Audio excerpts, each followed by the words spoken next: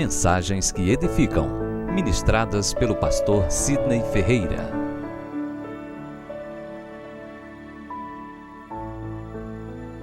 Meus irmãos, a graça e paz da parte do nosso Senhor Jesus Cristo. Amém. Estão todos felizes? Já sentiram a presença do Senhor nesse lugar, sobre as nossas vidas?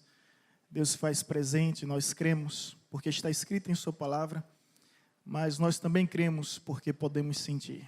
Amém? Quantos já sentiram a presença do Senhor aqui? Eu gostaria de pedir a gentileza, mais uma vez, que você se colocasse em pé, em reverência à leitura da palavra. Eu te convido para abrir a Bíblia no Evangelho de João, capítulo 9. Todos encontraram? Esse texto tem como epígrafe a cura de um cego de nascença. Epígrafe é essa frase em negrito que está logo acima do texto. Permita-me, antes de ler 2 versículos somente, fazer uma sinopse, uma síntese dessa passagem. A Bíblia nos fala que Jesus andava e caminhando ele viu um cego de nascença. E ele parou e ficou olhando, observando esse cego.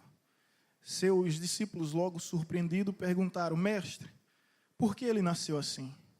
Foi ele que pecou? Ou os seus pais que pecaram para que ele nascesse assim? E Jesus disse: nem ele, nem seus pais, mas para que se manifestasse a glória de Deus, ele nasceu assim. Jesus simplesmente cospe no chão, faz um lodinho e coloca essa lama sobre os olhos daquele cego de nascença e diz: vá se lavar no tanque de Siloé. E ele obedece à instrução, e ao ir e se lavar, ele foi curado. Milagrosamente, sua visão, ela tornou a existir pela primeira vez. Ele começou a saltar de alegria. Logo, os religiosos de plantão, a elite religiosa, se sentiram muito incomodados. Ao invés de se alegrar com o milagre na vida do cego de nascença, eles se lamentaram profundamente, porque o que Jesus fez foi em um dia de sábado. E eles fizeram uma reunião com esse homem para tentar entender. Depois chamaram os seus pais e disseram que era uma fraude. Eles estavam forjando, que aquele homem nunca tinha sido cego. Mas muitas pessoas o conheciam, a sua vizinhança, não tinha como esconder esse milagre. E eles convidaram novamente esse cego. E começaram a questionar, a interpelar o cego, como isso teria acontecido. E o cego traz uma das respostas mais fantásticas. Ele diz: eu não sei. A única coisa que eu sei é que um homem chamado Jesus me curou. Que um homem chamado Jesus me sarou.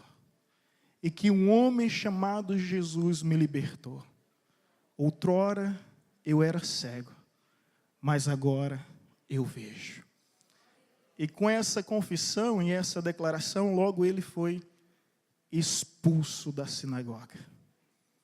O texto se encontra em João, Evangelho de João, capítulo 9, versículo 10 e 11. Nós vamos ler somente 2 versículos. E assim está escrito: perguntaram-lhe, pois, como te foram abertos os olhos? Respondeu ele: um homem chamado Jesus. Repete comigo: um homem chamado Jesus. Mais uma vez, mais alto, mais firme, mais forte. O homem chamado Jesus. Fez lodo, untou os meus olhos e disse: vai ao tanque de Siloé e lava-te. Então fui, lavei-me e eu estou vendo. Disseram-lhe, pois, onde está ele? Respondeu: não sei. Somente o versículo 25. Ele retrucou: se é pecador, não sei. Uma coisa sei, eu era cego e agora vejo. Vamos aplaudir ao Senhor por sua palavra, que é poderosa, que é viva, que é grandiosa e que é maravilhosa. Podeis se assentar, irmãos. O que eu considero surpreendente na vida de Jesus é que ele não curava simplesmente por curar. Ele não libertava simplesmente por libertar. Ele não transformava simplesmente por transformar.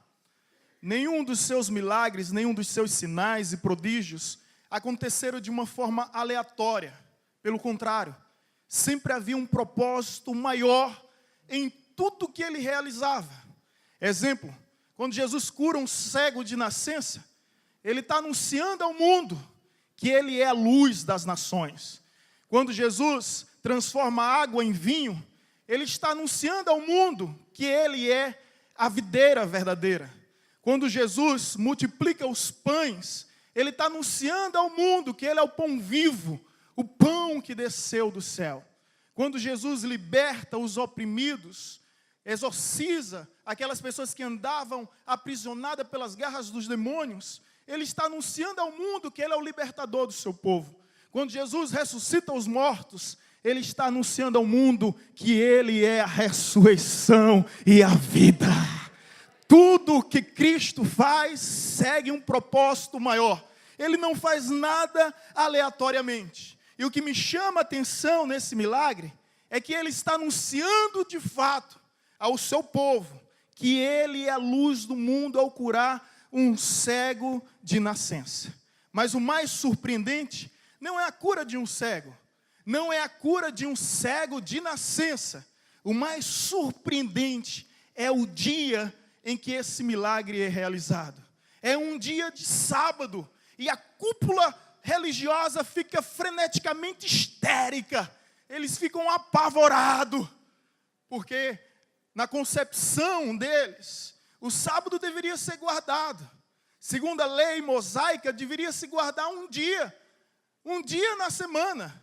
Mas segundo o Evangelho de Cristo, Deus requer de nossas vidas, não somente um dia por semana, mas todo segundo da nossa existência. O Evangelho nos leva para uma dimensão maior. Parece que tem um visitante estranho aqui, é? Não? Eu estou vendo todo mundo. Tem anjos atrás de mim, não, né? Oi? O que é isso que vocês estão olhando aí, gente? É o que isso? Ah, é? Meu Deus do céu. Todo mundo olhando para cima, eu disse, tem anjos aqui atrás de mim, viu? Mas ainda bem que não era um morcego. Tinha um morcego que de vez em quando nos visitava aqui. Eu disse, olha, deixa o morcego voar, ele foi criado para isso. Vamos adorar, porque nós fomos formados para isso. Mas ainda bem que não é morcego, né? Então, caiu já o papel, não já? Pronto, deixa ele lá. Enfim, a indignação deles é porque o milagre tinha ocorrido no sábado. Ao invés de se alegrar e celebrar com a vitória, com a conquista, com o êxito, com o sucesso daquela família, daquele pobre homem que a vida toda sofria, discriminado, rejeitado, excluído da sociedade, por conta de uma deficiência que era considerado pelos religiosos como uma maldição, e dessa forma ele era visto como um ser impuro, como um ser imundo. Ao invés de se alegrarem, ele simplesmente lamenta porque Jesus tinha feito isso no sábado. No sábado.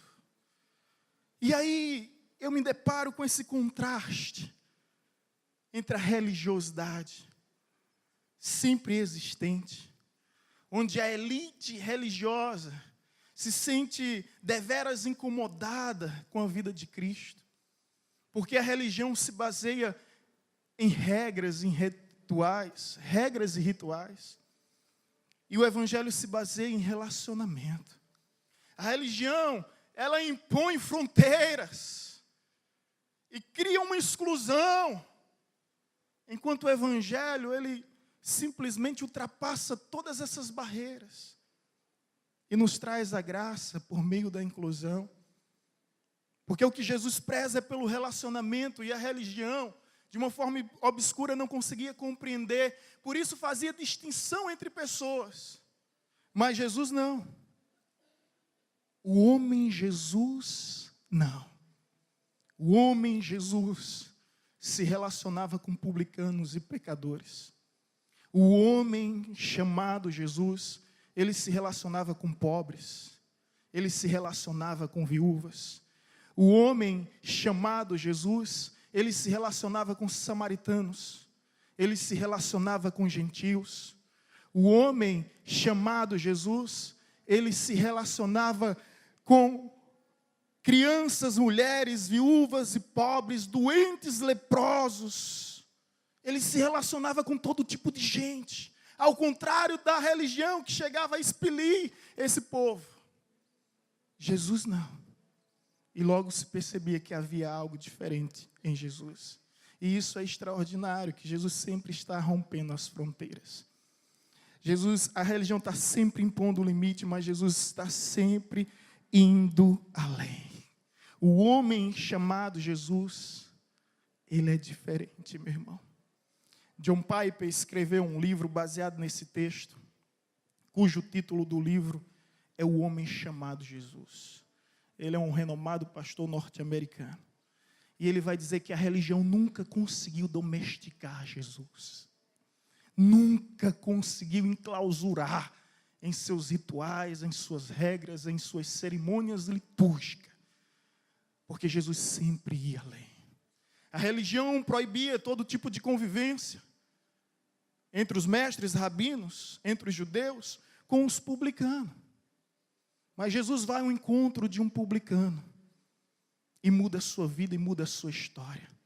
Ele transforma Levi em Mateus, um apóstolo cujo significado do nome agora é presente de Deus. Esse é o Jesus.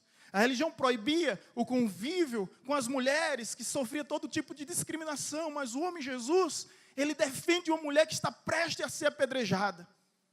A religião proibia qualquer tipo de relação com os samaritanos, mas o homem chamado Jesus, ele utiliza uma parábola e cita o bom samaritano.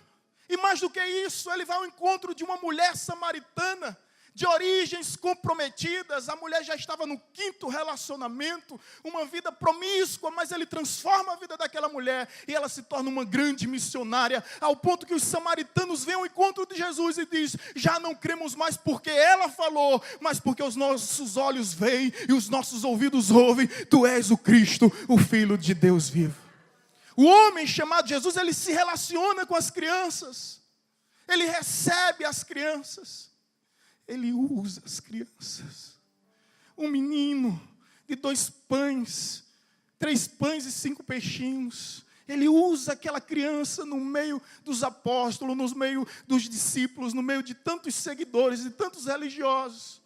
O homem chamado Jesus, ele cura os enfermos, ele toca nos intocáveis. Ele abraça os leprosos, os doentes. O homem chamado Jesus, ele elogia os gentios.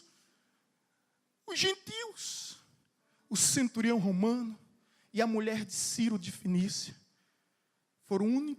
são os únicos casos em que Jesus diz: nem mesmo em Israel encontrei tamanha fé. O homem Jesus convive com os pobres. E quando João Batista está em dúvida acerca do seu chamado e manda os seus discípulos perguntar se ele é o mesmo ou se há de esperar por outros, Jesus começa a trazer um histórico. Diga a João que os cegos veem, que os surdos ouvem, que os enfermos são curados e aos pobres é pregado o Evangelho. A religião ensinava que as viúvas sofriam de fato determinada discriminação e que elas não eram dignas da nossa atenção, mas o homem chamado Jesus, ele muda o seu percurso.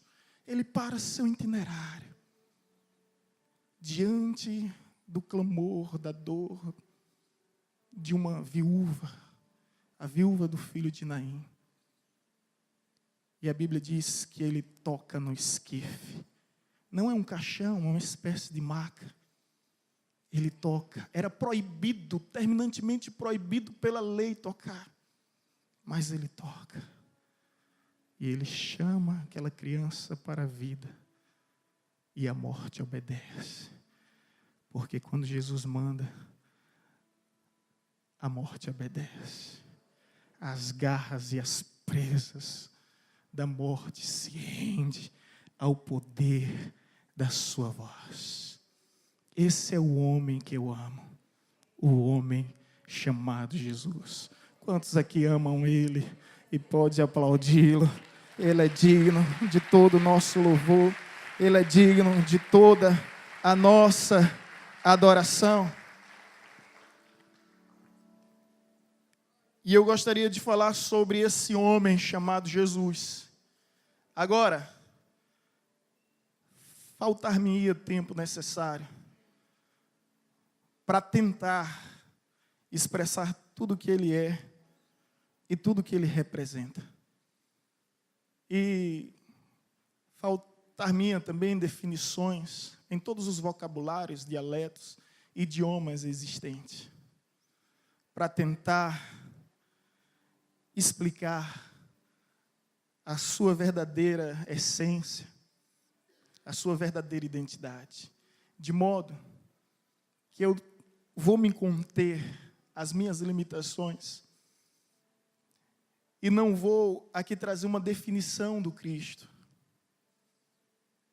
apesar de reconhecer quão extraordinária é a sua vida, porque o seu nascimento foi previsto há milhares de anos e foi predito pelos profetas. Sua vida mudou a história da humanidade para todo sempre, e ainda hoje é capaz de influenciar vidas, influenciar artes, músicas, livros. Quantas obras de arte não foram inspiradas na vida de Jesus? No entanto, eu quero falar aqui, me deter aqui para falar de Jesus na perspectiva do cego de nascença, na cosmovisão, na ótica desse cego de nascença, baseado em todo esse texto que você pode depois acompanhar e conferir, baseado nessa declaração, nessa afirmação de fé, onde ele diz: olha, eu não sei, a única coisa que eu sei é que um homem chamado Jesus mudou a minha vida, mudou a minha história. É nessa perspectiva do cego de nascença. E o que esse cego tem a nos ensinar através desse encontro com Jesus, uma das grandes lições, é que o homem chamado Jesus, ele nos apresenta por meio dessa história a manifestação da sua graça.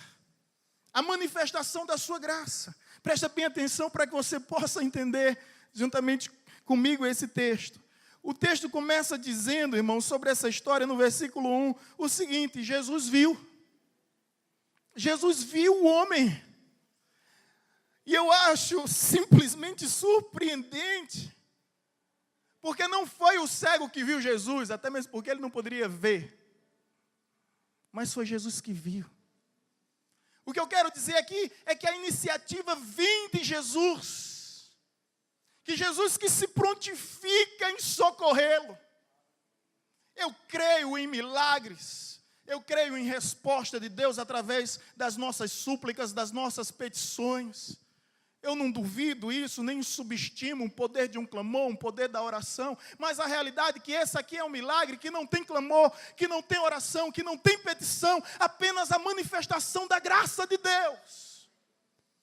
E não é porque esse homem era digno, não era porque esse homem era justo.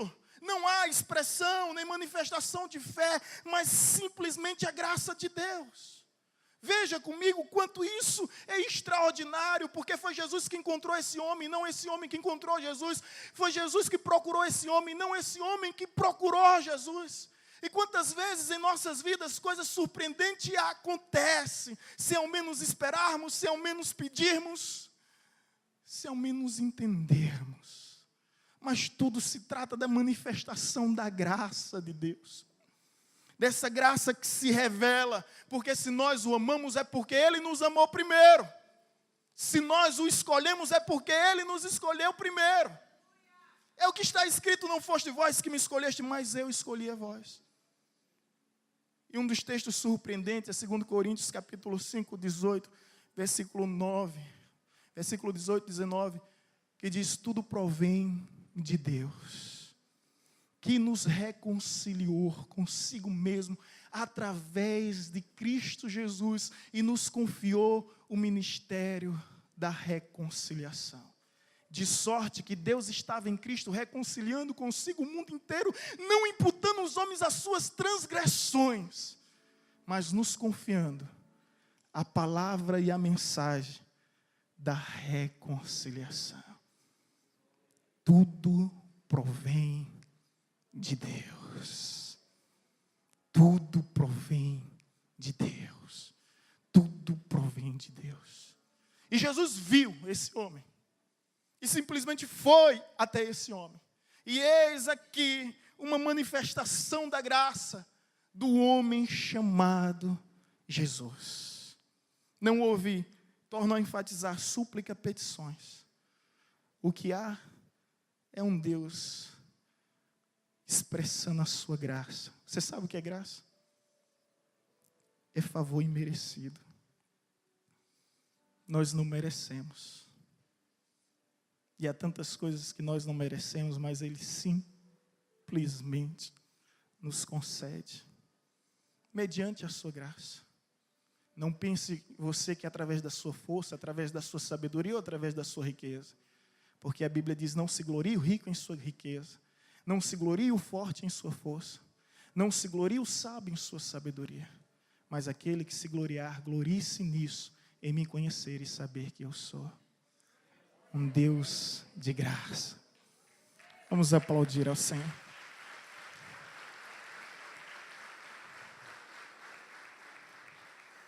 Sabe qual a diferença de graça para misericórdia? Graça é quando recebemos de Deus o que não merecemos. Misericórdia é quando não recebemos de Deus aquilo que merecemos. Torna a repetir, graça é quando recebemos o que não merecemos. Misericórdia é quando não recebemos de Deus o que merecemos.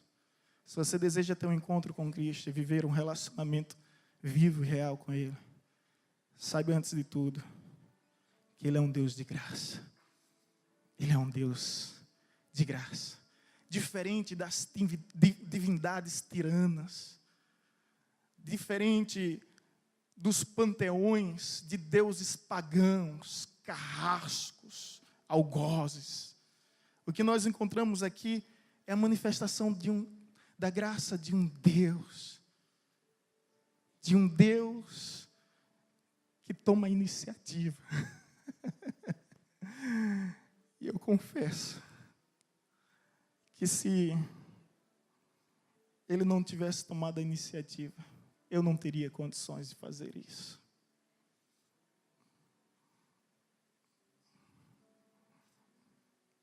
Você também não. Esse encontro foi Ele que proporcionou. Foi Ele que causou. Tudo provém dEle. Quão bom é reconhecer os encontros que Deus proporciona em nossa história, em nossa vida, em nossa existência.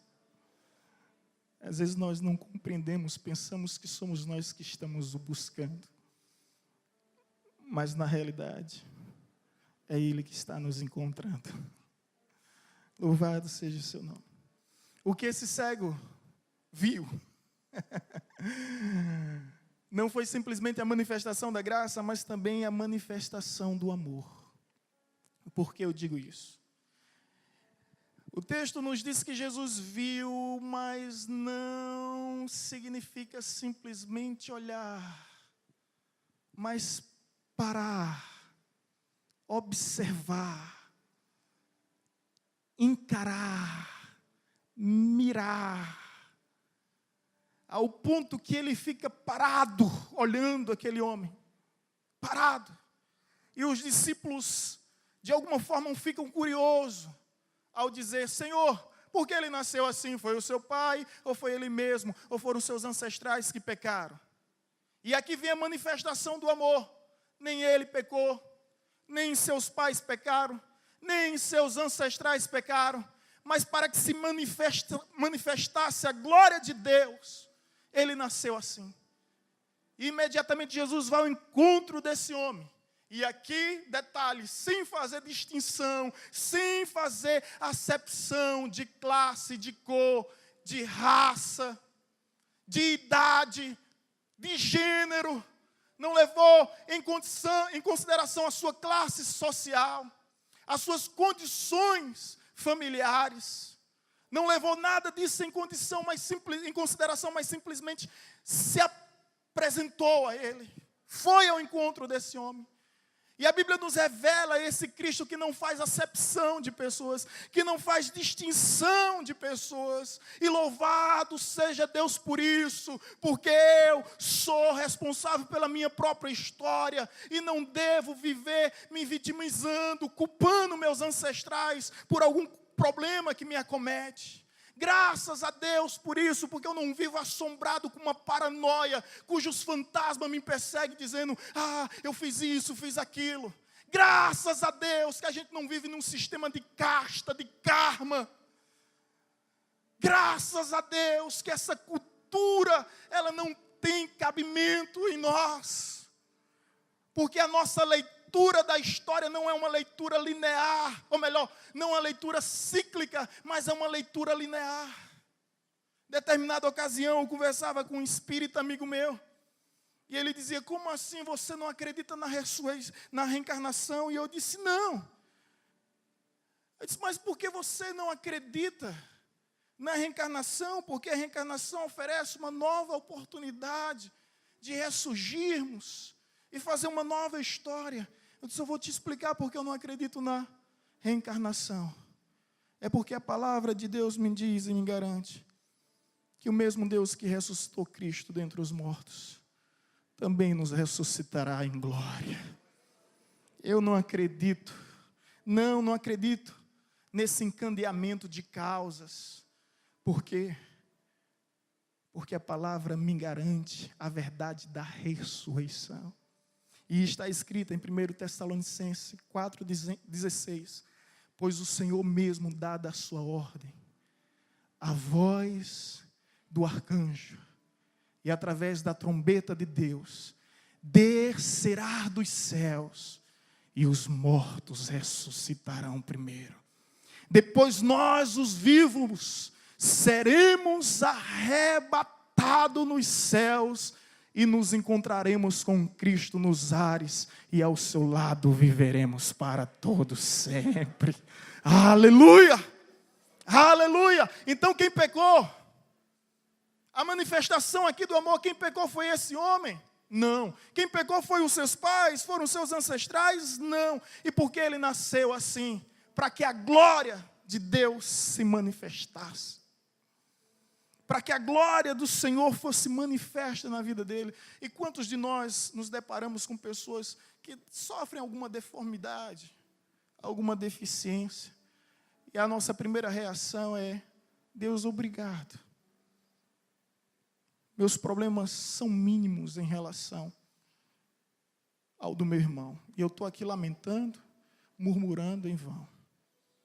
Teve um momento que lá no seminário, eu já contei essa história, em Recife, onde nós tivemos durante 4 anos um regime internato, houve uma crise depressiva em todos os alunos. Foi o primeiro ano.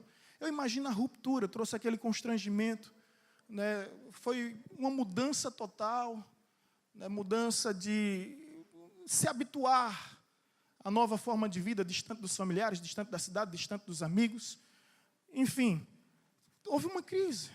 Sabe como foi que o capelão, o pastor Mário Félix, sarou essa crise existente?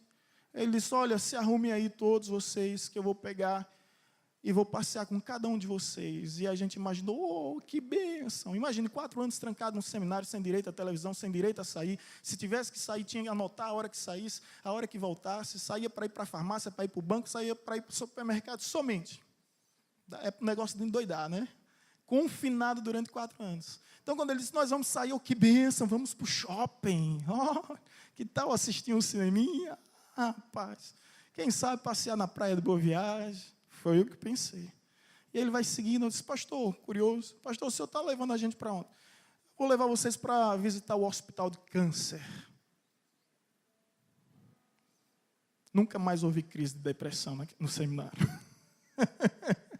Quando a gente entrou naquele lugar, viu cada situação, cada pessoa sofrendo, crianças sofrendo, a gente só, Deus, nós queremos te agradecer.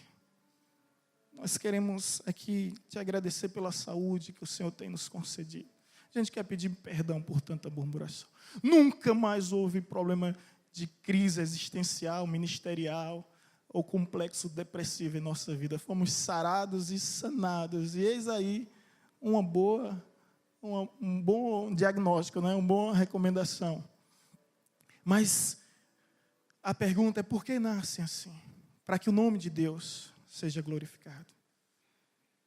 E quantos outros casos de pessoas que têm uma deficiência em uma área, mas desenvolvem uma habilidade em uma outra área, e através daí tornam-se influências para ajudar tantas outras que estão nessa mesma situação. Esse cego, ele viu a manifestação do amor.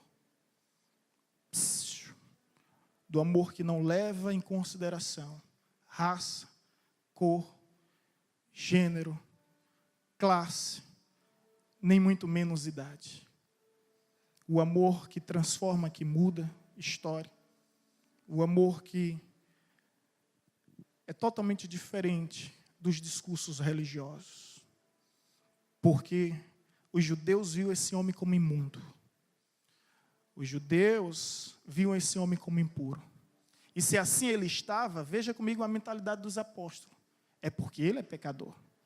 Ou os seus pais são pecadores, ou os seus ancestrais pecaram e ele está simplesmente vivendo esse encadeamento de causas, preso nesse sistema de casta e de karma. Mas Jesus revela o amor que suplanta todas essas teorias infundáveis. É esse amor que é manifesto em nossas vidas. Eu não sei qual é a tua classe social. Eu não sei qual é o teu poder aquisitivo. Eu não sei qual é o teu status social. Eu não sei qual é a tua condição familiar. Não sei os teus problemas, as tuas dificuldades, teus dramas, teus dilemas. Não sei tuas deficiências, tuas deformidades. Mas de uma coisa eu sei. Elas surgiram e elas apareceram para que o nome de Deus fosse glorificado na sua vida. Você conhecer a força de Deus diante das suas fraquezas. Você conhecer o poder de Deus diante das suas fragilidades. Você conhecer o gozo do Senhor diante dos teus tormentos. E reconhecer que a glória do Senhor está sendo manifesta em sua vida. Eu ouvi o testemunho de um homem que foi alcoólatra durante muito tempo. E o alcoolismo levou tudo que ele tinha, sua profissão, sua família. Distanciou todos aqueles que amava. E ele disse algo interessante após ter um encontro com Cristo. Ele disse: aquilo que eu detestava, que eu mais detestava em mim, foi justamente aquilo que me aproximou de Deus. Foi aquilo que me levou a reconhecer que eu sou totalmente dependente dEle, que sem Ele eu não posso viver. E a partir de então ele teve um encontro com Cristo, e a partir desse encontro ele conseguiu resgatar e restaurar tudo que havia perdido. Essa é a manifestação do amor que não leva em consideração as tuas origens, as tuas descendências. Aonde você veio, quem você é. Esse amor está sendo manifesto nesse lugar, nessa hora, sobre a tua vida. Porque esse mesmo Jesus é o mesmo ontem, hoje, para sempre. E Ele está aqui. Ele te vê como ninguém te vê. Ele te observa como ninguém te observa. Ele te conhece como ninguém te conhece. E Ele está aqui para manifestar a sua graça e manifestar o seu verdadeiro amor por você. Por você. A terceira lição desse cego de nascença. Primeira, manifestação da graça. Segunda, manifestação do amor. E terceira, manifestação do poder. O que é que Jesus faz?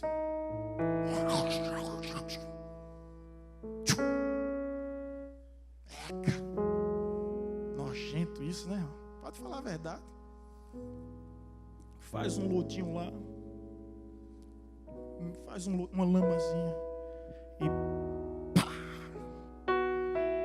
nos olhos daquele cego de nascença. Ao ler alguns estudiosos sobre essa passagem, existem comentaristas que falam que aquele homem não tinha um globo ocular.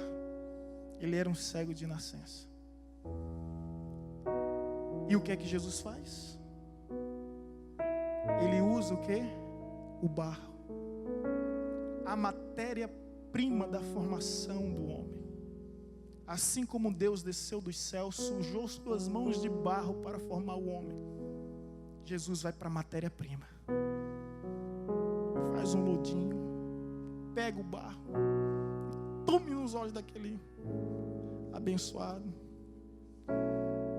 E é interessante que um psicólogo chamado Kenny Lee, ou melhor, um biólogo chamado Kenny Lee, ele disse que foram encontrados 26 elementos químicos presentes no barro que existe na composição humana.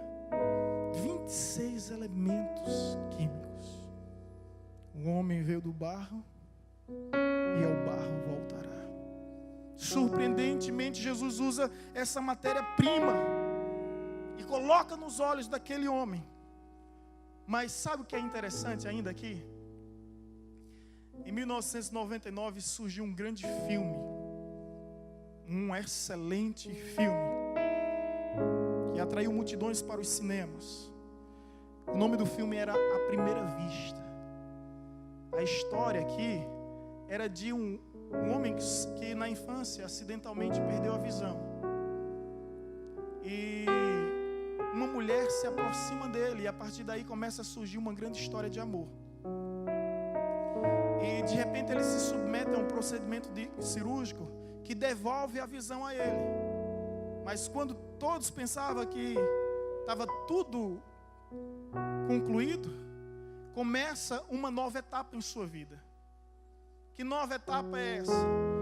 A etapa agora de aprender a discernir e assimilar a nitidez das cores, a dimensão do espaço, sintonizar as formas, o tempo.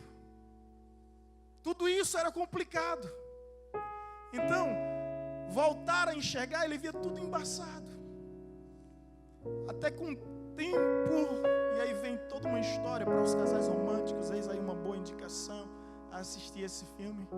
Com o tempo, gradativamente, ele vai conseguindo melhorar e mesmo assim não chega a um pleno estado perfeito. Então Jesus aqui realiza 2 milagres. De voltar a visão para aquele homem, mas ao mesmo tempo uma visão real, uma visão plena, com nitidez das cores, com a dimensão das formas e com a sintonia do tempo e do espaço. 2 milagres é realizado de uma forma imediata, de uma forma completamente espontânea. E nós nos deparamos com a manifestação da graça, manifestação do amor, manifestação do poder daquele que cria tudo do nada. Daquele que chama à existência as coisas que não existem. Que do barro é capaz de devolver a visão ao cego. E é sobre esse homem chamado Jesus que não somente mudou a história desse cego de nascença, como também a minha história é de tantos que aqui estão.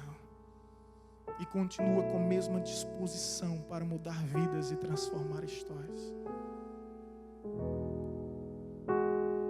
O cego começa a pular de alegria. Ele ainda não tinha tido encontro com Jesus. O milagre torna-se manchete, primeira página dos jornais, a repercussão causa um alvoroço. E ele começa a ser ovacionado ao chamar a atenção da elite religiosa do seu tempo.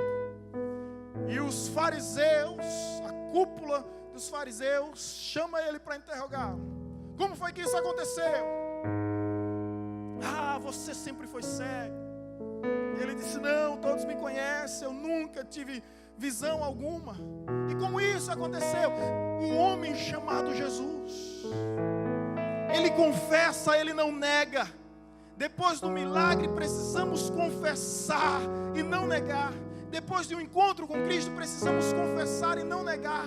Ele não atribui a dádiva alcançada ao acaso, ao destino, à sorte, à sina, a fato. Mas ele reconhece o homem chamado Jesus. Ele reconhece o autor do seu milagre. E sabe algo bem interessante aqui para que haja um equilíbrio entre nós? Eu preciso falar isso, que Jesus coloca aquele lodo, aquela lama nos seus olhos e diz: vá ao tanque de Siloé se lavar. Apesar de Jesus ir ao encontro desse homem pela graça, ele só recebeu o milagre depois que ele decidiu obedecer a palavra. Detalhe aqui importante. Ele obedeceu a palavra de ir ao tanque de Siloé e se lavar, porque ele deu crédito à palavra. Ele confiou na palavra. Então Deus vem ao nosso encontro através da graça.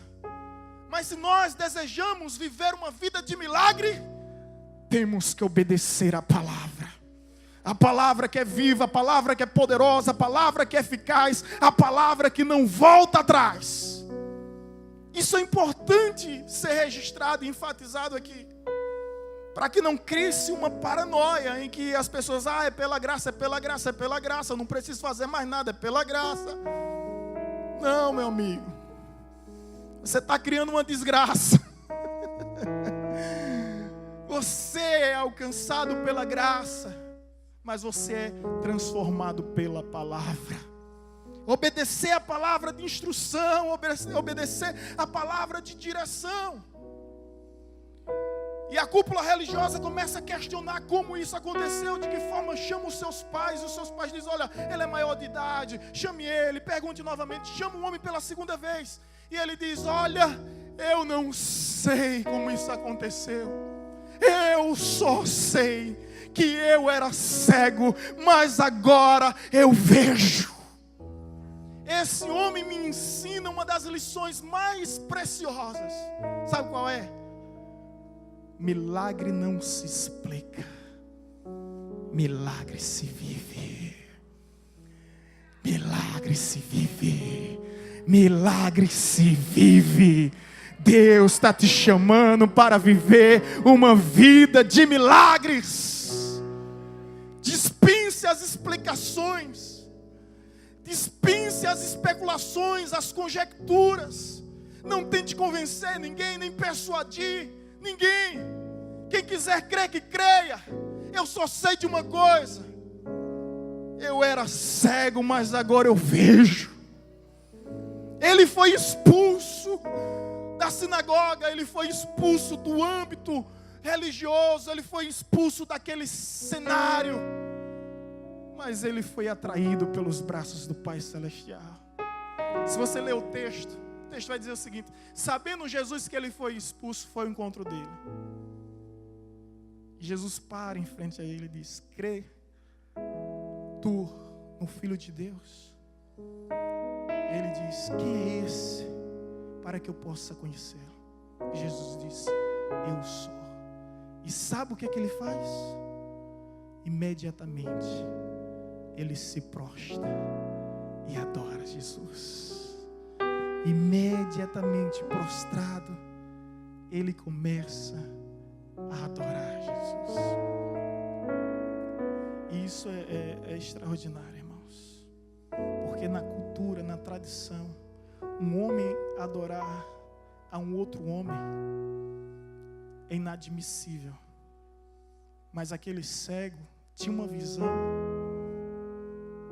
maior do que os religiosos de plantão. E é interessante quando Jesus diz: eu vim para ser luz do mundo, para dar visão àquele que não tem e tirar daquele que tem. Porque os fariseus, os saduceus, os escribas, os zelotes, os essênios, todas as ramificações dos segmentos religiosos da sua época, não conseguiam ver quem de fato era Jesus. Mas aquele cego, ele via. Porque aquele que é tocado, ele nunca esquece do toque que recebeu. Ele nunca esquece de quem lhe tocou. Ele vive expulso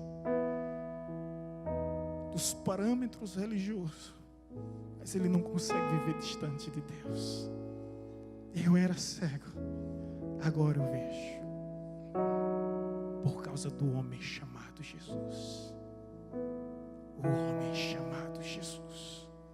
Esse mesmo homem está aqui. Esse mesmo homem garantiu que onde estiverem dois ou mais, ele se faria presente e no nosso meio estaria e conosco viveria até a consumação dos séculos. Ele está aqui.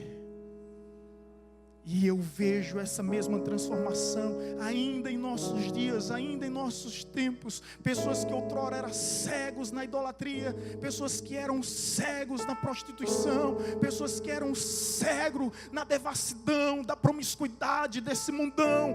Mas de repente essas pessoas são interpeladas, questionadas. Olha o que lhe aconteceu, a resposta que elas têm a dizer: eu era cego, mas hoje eu vejo um homem chamado Jesus. Mudou a minha história. Um homem chamado Jesus mudou a minha história. Eu já não sou mais o mesmo, eu agora vejo. Ele mudou a minha vida. E todos aqueles que têm um encontro com o homem chamado Jesus já não são mais o mesmo.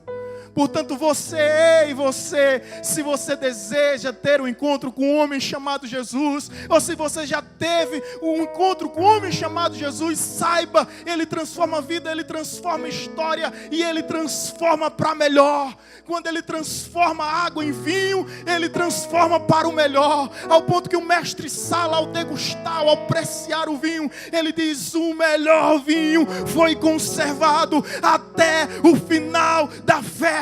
Porque nosso Cristo, ele transforma para o melhor, para o melhor, para o melhor. Aleluia! Ele transforma para o melhor. Ele transforma para o melhor. Eu não sei que tipo de esposo era você, mas o homem chamado Jesus, ele transforma para um esposo melhor. Eu não sei que tipo de esposa era você, mas o homem chamado Jesus, ele transforma para uma esposa melhor. Eu não sei que tipo de filho era você, mas o homem chamado Jesus, ele nos transforma em filhos melhores. Eu não sei que tipo de pais era você, tipo de pai ou tipo de mãe, mas o homem chamado Jesus nos transforma para melhor. Eu não sei que tipo de patrão era você, que tipo de funcionário você era. A única coisa que eu sei é que um homem chamado Jesus nos transforma para melhor. Nos transforma para melhor. Nos transforma para melhor. O homem chamado Jesus, ele muda a história. Ele dá visão àqueles que não veem. Ele transforma, ele restaura. Aí você vê prostitutos e prostitutas se tornando pregadores e propagadores do Evangelho. Aí você vê mulheres atribuladas, perturbadas, meretrizes sendo transformadas em missionárias. Maria Madalena, uma mulher perturbada por demônio. O Cristo ressurreto, em primeiro lugar, se apresenta a ela antes de qualquer outro discípulo e apóstolo. Pega Zaqueu, um homem ambicioso, ganancioso, cheio de avareza no seu coração, querendo ludibriar todos, tirar vantagem sobre tudo, e transforma em um homem honesto, um homem de caráter correto, ao ponto de dizer: se alguém enganei, eu vou restituir, eu vou consertar os erros que eu cometi. Olha que lindo aqui, sabe, irmãos? Preste atenção, que quando Jesus, ele transforma nossas vidas, quando nós temos encontro com Jesus, de fato, o nosso pecado é lançado no mar do esquecimento. O nosso pecado, não as nossas dívidas. está entendendo aqui? Os nossos pecados são perdoados, lançados no mar de esquecimento. Não as nossas dívidas. Mas já pensou? Tem casos aí de pessoas, mas aquela dívida eu contraí no momento que eu não conhecia Jesus, hoje eu sou um novo homem, tudo se fez novo, o passado já não mais existe. A conversão de Zaqueu é genuína porque ele disse: se alguém eu ludibriei, se alguém eu enganei, se alguém eu deturpei, se alguém eu defraudei, eu vou restituir. Eu vou fazer da forma certa, eu vou fazer da forma correta. Esse é o homem chamado Jesus, que pega homens bravos, homens brutos, como João, que era chamado filho do trovão, se torna o discípulo amado. Você já leu as epístolas de João? Filhinhos, filhinhos, filhinhos. Pedro, um homem impulsivo, espontâneo, impetuoso. Um homem transformado com tamanha serenidade, com tamanha sabedoria, porque teve um encontro com um homem chamado Jesus. Eu olho aqui ao meu redor, eu vejo tantas jovens que viviam no mundo das trevas, hoje estão no reino da luz. A sociedade não consegue entender e exige explicações, mas a única explicação que nós temos é: nós éramos cegos e agora vemos. Porque um homem chamado Jesus mudou a nossa história. Vejo casamentos e famílias aqui que antes do encontro com Jesus eram completamente desestruturados. Hoje se tornaram famílias referenciais para a nossa geração, para a nossa sociedade. A vizinhança fica inquieta. O que é que aconteceu? Aquele casal que só faltava derrubar a casa, nunca mais ouvimos barulho nenhum. Aquela família que vivia atormentada em pé de guerra, nunca mais teve problema nenhum. O que foi que aconteceu? Éramos cegos e agora vimos. Jovens que viviam no submundo das drogas, hoje vivem embriagado da graça, porque a Bíblia diz: não vos embriaguei com o vinho que há contenda, mas enchei-vos do Espírito Santo. E as pessoas querem entender o motivo da nossa alegria. Não consigo entender. Aquela pessoa vivia depressiva, ia afogar suas lágrimas num copo de cerveja, num copo de cachaça. Não consigo entender que aquela pessoa era completamente pessimista. O que é que aconteceu com ela? Que alegria é essa?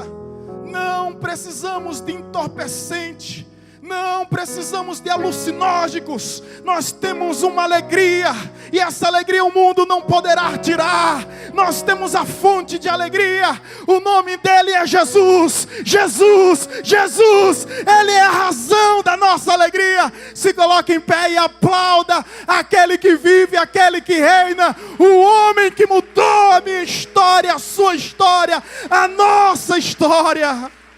Oh, aleluia! Jesus é a nossa alegria. Jesus é a nossa alegria. Jesus é a nossa alegria. Aleluia. Olha para a pessoa que está ao seu lado e diga a ela: o homem chamado Jesus. O homem chamado Jesus, ele transforma vidas, ele muda a história. Aleluia, vamos aplaudir novamente. Oh, glória a Deus.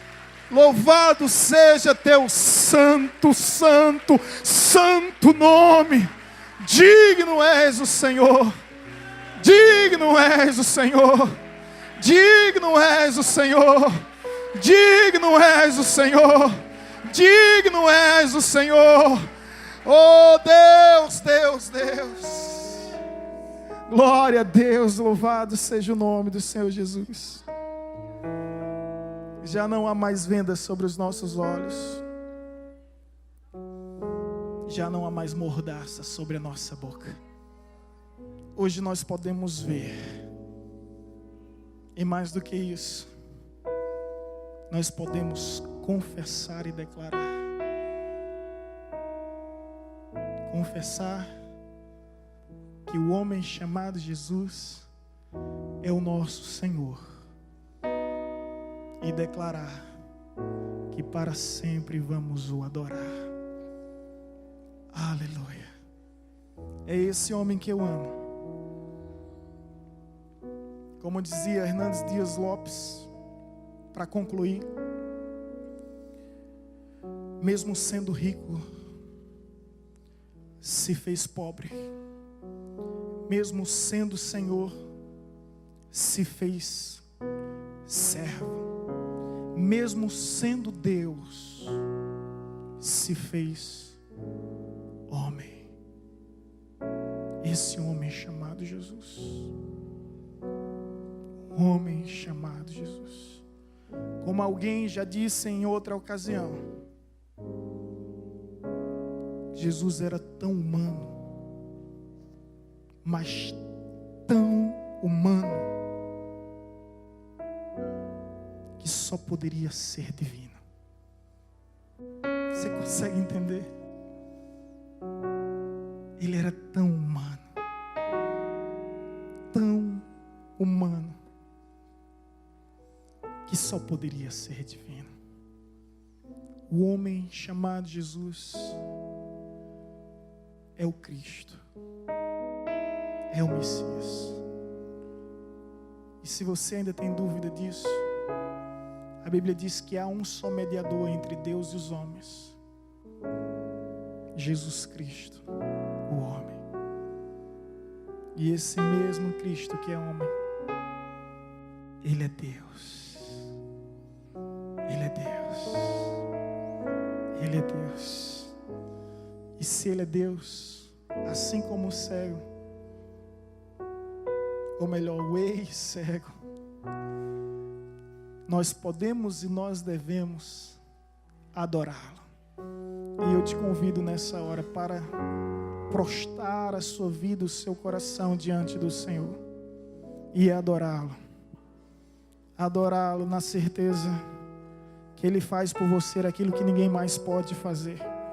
Aquilo que médico não pode fazer, aquilo que juiz não pode fazer, aquilo que prefeito não pode fazer, aquilo que patrão não pode fazer, aquilo que os seus pais não podem fazer. O mais improvável, o mais impossível, Ele é capaz de fazer por você. Portanto, eleve suas mãos e adore nessa hora com toda a sua força e de toda a sua fé.